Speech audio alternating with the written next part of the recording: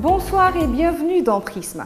L'avènement des réseaux sociaux confirme bien ce niveau de développement fulgurant que connaît notre époque, celle des progrès scientifiques les plus remarquables. Aujourd'hui, les médias sociaux constituent les systèmes de communication les plus rapides, les langages les plus connus ou les choses les mieux partagées entre nous de nos jours s'appellent Facebook, Snapchat, Twitter, Instagram ou WhatsApp. Cependant, si les réseaux sociaux offrent des avantages liés au renforcement d'amitié, au divertissement et même à la stimulation des intelligences, il n'est pas moins certain qu'ils ont des effets néfastes. Ils ont beau s'appeler réseaux sociaux, les échanges n'y sont pas toujours très civilisés. Les insultes, les menaces s'accumulent abondamment, que ce soit sur Facebook ou WhatsApp. Le taux des échanges lors des récentes élections en Mauritanie en sont un bon exemple.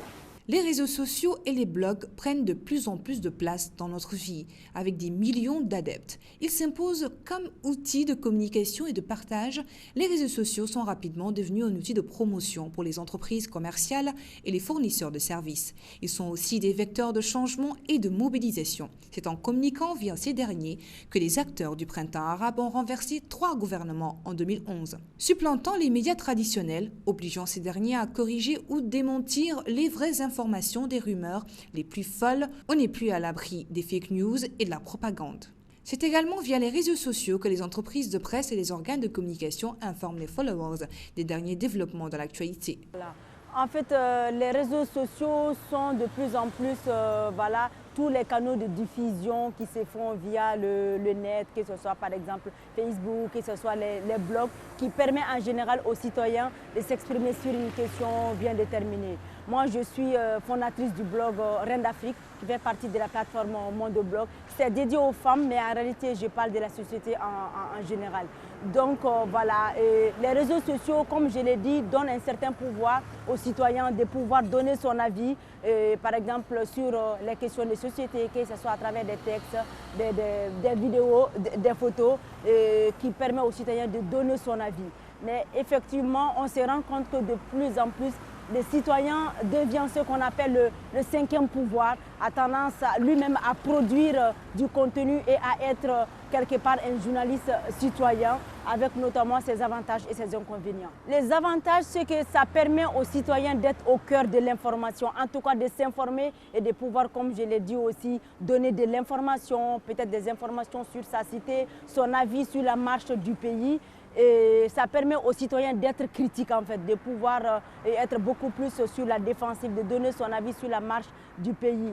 Mais maintenant, en termes d'inconvénients, c'est qu'il y a des citoyens qui ont tendance souvent à produire des informations qui ne sont pas forcément fondées, qui ne sont pas vérifiées.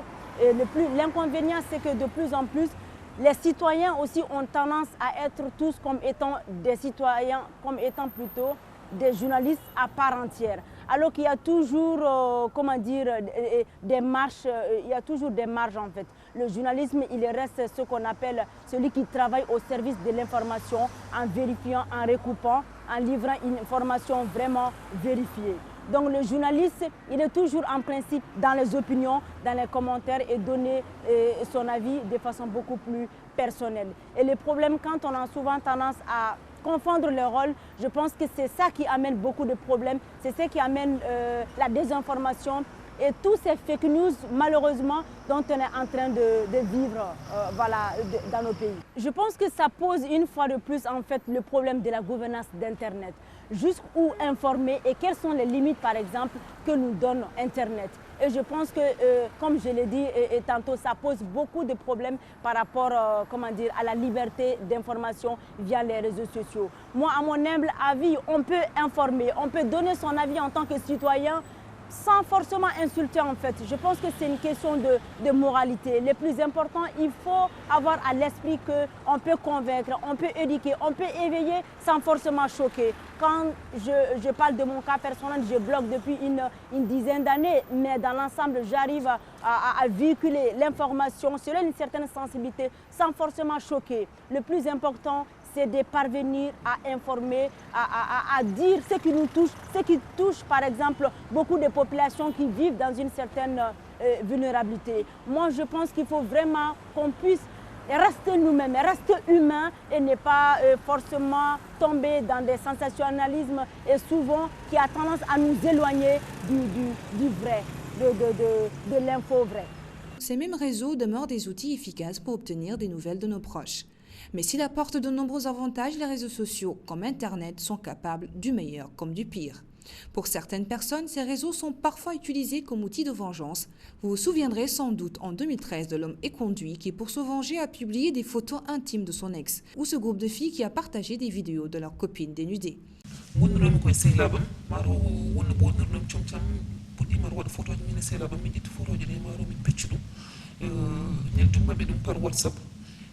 pin suba ko non ton foroji ɗi partage am e Facebook fotoji ɗi partage am e WhatsApp partage am e ɗumɗoji kewɗi ene yeeyatno ni e muritel musi kam ha ɓurti par ce que ko hunde gandanɗa hoore ma hakkude min tan e sehilaɓam rewɓe mo wonno min neldidiri photoji e saaha foof ɗum meeɗa wonde caɗele kono toon photoji ɗe partage am e Facebook ɗum musi nokko jinnabam ha ɓurti musi hoddiɓe musi miñiraɓe muuraɓam foof ɓe cikkannoma rew min komi bonɗo komi jahomane yeeyo hooram ɗum woni kam neldumi photoji ɗe yidde wiide toon hannde ko réseau sociaux ji ɗi ene gandi caɗele ha ɓurti par ce que jomumen hayso jiiɗenen photoji miijotaki ene jogui miñiraɓe walla ene jogui mawdiraɓe ene mbawi wonde dans les mêmes situations ɓe ƴettat photoji ɗe ɓe partage ɗum ɓe jeeya ɗum haydara bonnantaɓe ko yidde andindeɓe tan enen ɗo hene koye leydi julɓe gonɗen so neɗɗo ƴeewe hoore mum sah ne andi waɗiran ɗum tan pour weltinde yimɓe c'est parce que ko hakkude ma an e sehilaɓe ma wonko woni hakkude mon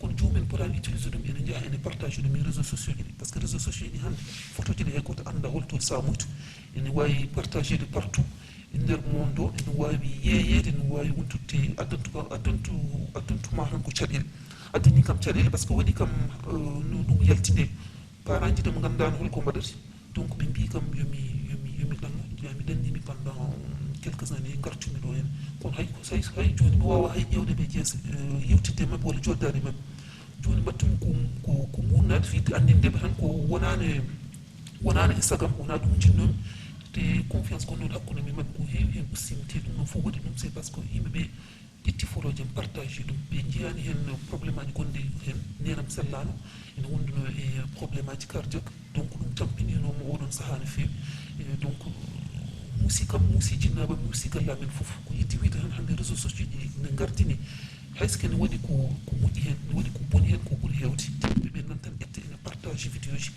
piijo yimɓe ne ɓuuri ɓen keddora ɓayli mairie en jiyani probléme aji gonɗi caggal hen ɗi holko famima ɗum ɓe ƴetta tan ɓe partage o ɗum ko moƴƴani min photo jam nde min jeeyimi ha jiimi ɗum ko yimɓe mbi kam partage am e groupe aji Facebook yimɓe jii ƴettima kam hen mbi hem hen komi kuuɗaɗo mi wona julɗo mataw mi wona mauritanien mi jeeyako ɗo hen te yimɓe jooɗi ene jooɗo ene jewta ɗum ɓatti ɗum débat ji mbi ko waɓi ni ɓe potani wonde ɗo potani hodde murtan potani wonde murtanienuji donc yidde andinde yimɓeɓe tan ko ƴettoɗe kewɓe jalti hen kam te wonani wonde sagam muusi kam no fewi muusi jinnaɓe muusi famille am foof yiide kam photo jam ene partagé yimɓe ne ƴetto kam hen te ganda ni holno ummiri wonani e sagam kam ƴettude photo ji ene partage ɗum koye téléphone am wonno mi ƴetti mi neldi ɗum sehilam watti ɗum ƴetti kañum partage ɗum hokki neldidi yimɓe woɗɓe joni jimi andinde sukaɓe rewɓe tan kolko neɗɗo waɗata yo suur hoore mum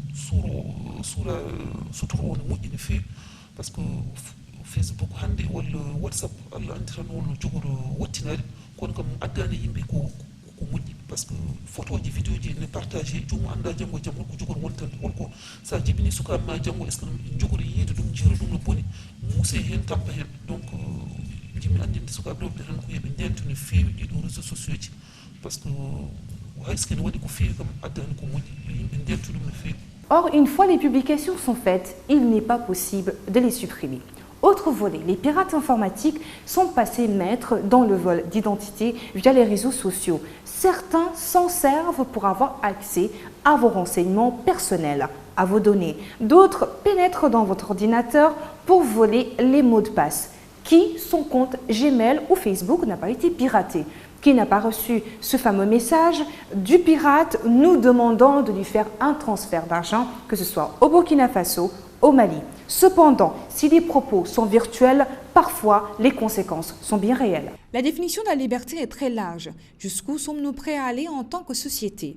Les récentes élections en Mauritanie ou encore l'affaire du blogueur Mkhitir, condamné pour blasphème, pour ne citer que cela, ont fait l'objet de débats houleux sur Internet. Il y a eu des prises de bec, règlements de compte, insultes, menaces. Internet a été interrompu plus d'une semaine en Mauritanie dès le début des échauffourées ayant suivi la proclamation des résultats du scrutin présidentiel. Les propos sont virtuels, mais parfois les conséquences sont bien réelles. Alors, quels propos sont acceptables et lesquels ne le sont pas? La législation spéciale sur de tels faits qui sont nouveaux, à savoir l'utilisation universelle aujourd'hui des réseaux sociaux et la facilité de diffuser les messages, et le retard qu'on constate dans la législation mauritanienne aujourd'hui par l'absence de dispositions spécifiques visant à sanctionner des faits attentatoires que l'on peut rencontrer à travers les sites et les pages de réseaux sociaux. Fort heureusement, aujourd'hui, nous avons quand même quelques dispositions du Code pénal, à savoir les articles 281, 282, 283, 284, 348 et 349 de la loi 83-162 du Code pénal de la République islamique de Mauritanie, qui peuvent servir aujourd'hui de base juridique servant à poursuivre les auteurs de personnes, les auteurs de propos sous forme orale ou écrite portant atteinte à la liberté des personnes ou portant atteinte aux droits de tout citoyen. La liberté d'expression, d'abord, la liberté d'expression est un droit universel qui constitue un élément de toute démocratie. Elle regroupe la liberté de presse, la liberté de spectacle, la liberté de l'enseignement et les libertés collectives de diffusion des opinions. C'est là où se pose le problème, la liberté de diffusion des opinions. Naturellement, nous sommes dans une société où tout citoyen jouit d'une liberté d'expression. Et ce fait engendre inéluctablement des cas d'abus de la part de certains citoyens. Naturellement, certains utilisent abusivement cette liberté et d'autres s'en aperçoivent même pas de la limite qu'il ne faut pas franchir. Et contrairement aux droits des personnes, les droits des personnes, c'est un acquis fondamental et sacré dont l'État est le seul garant et constitue l'unique ou l'une des limites les plus essentielles dans l'exercice de toute autre liberté. Quelle que soit la liberté dont nous jouissons, notre limite naturelle, c'est l'atteinte que l'on peut faire en utilisant notre liberté. Donc, dans toute utilisation de liberté, la limite naturelle est l'atteinte que l'on peut faire à travers cette utilisation. Aujourd'hui, nous sommes dans une société quasiment, si on peut, bon, je ne dirais pas quasiment, une société démocratique, bon, à notre manière. Ce qui fait qu'aujourd'hui, certains croient, pour se sentir libres ou pour se sentir dans une société démocratique, se donnent le droit d'utiliser abusivement certaines de leurs libertés, d'où la liberté d'expression d'opinion, la liberté de presse, alors qu'en réalité, il y a des limites bien tranchées. Et ces limites sont infranchissables. Toute franchise de cette limite constitue une infraction aujourd'hui. Maintenant, cette infraction, elle est ce qu'elle est, mais pour déclencher l'action publique, il faut que la partie qui soit victime se constitue afin de déclencher l'action publique. Et la plupart du temps, c'est des cas qui restent classés sans suite au niveau du tribunal à cause de l'absence de pertinence de poursuite de tels cas qui, d'ailleurs, ne sont pas des moindres aujourd'hui, mais sauf qu'ils n'ont pas l'habitude d'aboutir à un procès. Je dirais en réalité qu'il y a un projet de renforcement de cet arsenal. Il y a un projet de renforcement de cet arsenal. Sauf que pour le moment, et puis vu le calendrier de l'État récemment, peut-être qu'il cause le retard dans l'adoption de ces lois. Sinon, nous avons 2 projets phares dans ce domaine qui visent à mieux asseoir la politique de sanction de ces cas. Personnellement, j'ai eu à suivre un cas, mais jusqu'à là, en fait, les partis qui déclenchent de telles actions se contentent juste de déclencher une poursuite et au bout de quelques temps, les gens arrivent à les régler d'une manière à l'amiable. Il suffit que la partie vienne présenter ses excuses auprès de la victime ou la lenteur même du système judiciaire souvent décourage les plaignants. Sinon, les cas sont là, il y a pas mal de cas, mais rares sont ceux qui aboutissent. Rares sont ceux qui aboutissent et c'est dû aussi à la mentalité de la société mauritanienne. L'injure, la diffamation ou les menaces sont des délits condamnés par la justice. Pourtant, cachés derrière leur écran, de plus en plus de personnes déversent leur haine sur les réseaux sociaux. L'homme du XXIe siècle serait-il plus libre ou subit-il de nouvelles dépendances tombant sous le coup d'une forme plus insidieuse d'aliénation? On constate le renforcement de l'appartenance et parfois de la dépendance à l'égard d'un groupe fondé sur des croyances, des superstitions, des particularismes, régionalisme ou autre communautarisme. Malgré tout, les gens n'entendent pas délaisser les réseaux sociaux de sitôt. Ils sont un moyen de communication efficace et à la portée de tous. En fait, malheureusement, les gens ne font plus la part des choses entre le travail de presse professionnel et les gens qui s'investissent en journalistes, sur les réseaux sociaux, un alerteur ou un blogueur. Donc, quelque part, il y a une certaine confusion qui est fatale justement pour l'auditeur, pour l'internaute, parce que finalement, qui est la source crédible? C'est ça la question qui se pose aujourd'hui. Et l'on sait que de toute façon, on est inondé dans l'espace virtuel, on est inondé d'informations qui viennent de partout, parfois dont on ne mesure même pas la gravité. Et malheureusement, ça pose des problèmes justement de crédibilité, d'autant plus que nous sommes dans une société africaine, où l'oralité est très répandue, donc une information qui est relayée par des gens qui sont ignorants numériquement parlant, c'est-à-dire ils voient des choses sur Facebook ou sur Twitter ou sur un autre média, et pour eux c'est de la vérité. Ça peut être une manipulation, ça peut être une fake news, et donc les gens malheureusement prennent ça pour argent comptant, et ça crée malheureusement une certaine duplicité dans la compréhension, d'autant plus que pour les journalistes, eux, ils sont soumis à une obligation, une responsabilité sociale qui fait que, après toute information qu'ils vont diffuser, ils doivent avoir à l'esprit quel impact ça doit avoir sur la cohésion de la société. C'est ce que les internautes ne se posent pas, parce qu'ils balancent une information sur le net et elle devient que pour eux. Moi, je pense que nous sommes dans une évolution malheureusement irréversible. C'est-à-dire que les nouveaux médias sociaux vont supplanter, ils ont déjà supplanté la presse écrite, ils sont en train de supplanter la télévision. Et quelque part aussi, les groupes Facebook et consorts, ils ont des intérêts économiques, parce qu'ils développent des algorithmes qui font que finalement, ils ont toutes vos coordonnées, ce à quoi vous intéressez, et ils peuvent donc faire de la publicité pour les produits qu'on leur offre. Mais pour répondre à votre question, je pense que c'est très grave, ce qui arrive est très grave malheureusement, parce que finalement, il y a cette confusion est fatale pour la liberté d'expression, est fatale pour le droit à l'information, parce que si on ne fait pas la part des choses, si on ne tire pas la graine délivrée, nous sommes face à un flux d'informations que nous ne maîtrisons pas et qui peut être manipulé, mais comme nous l'avons vu au Soudan et chez nous récemment, est-ce que la solution est de suspendre l'Internet? C'est une solution peut-être extrême, mais si il y va de l'intérêt, je pense, de la cohésion sociétale, de la cohésion d'un pays, je pense qu'on ne peut pas réfléchir à 2 fois pour le faire.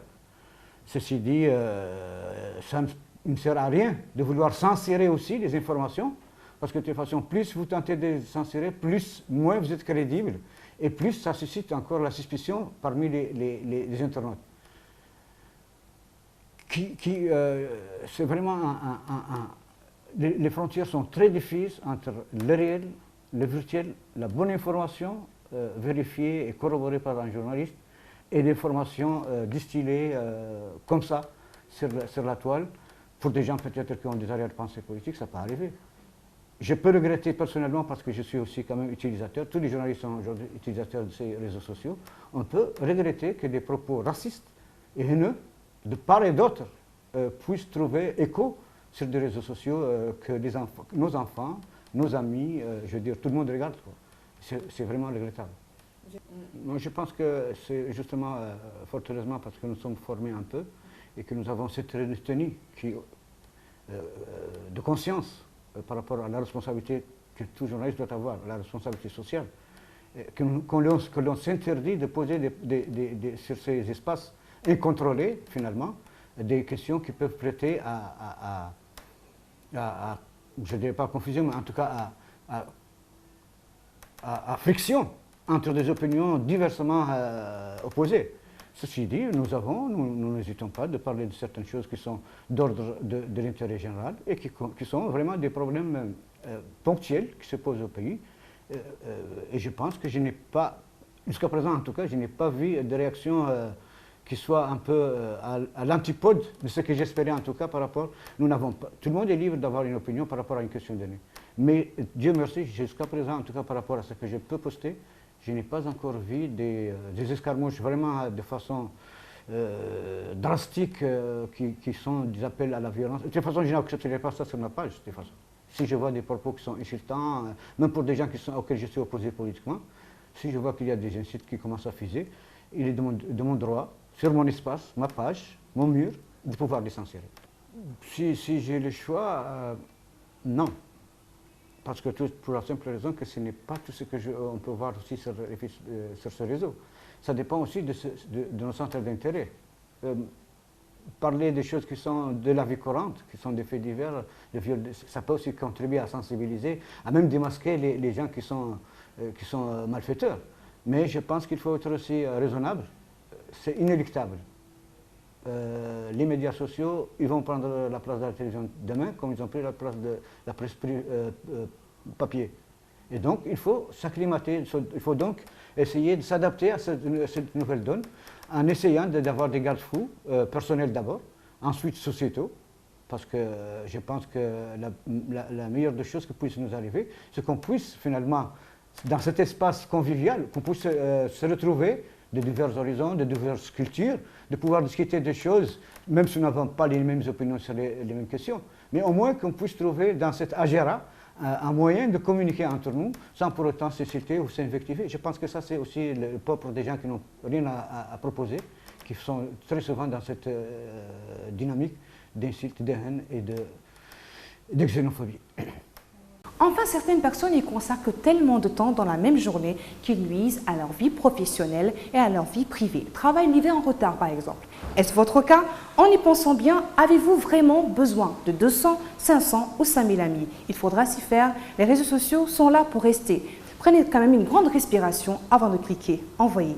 Nos propos peuvent avoir un fort impact, très dur dans la vie des autres. Merci de nous avoir suivis et à très bientôt dans Prisme.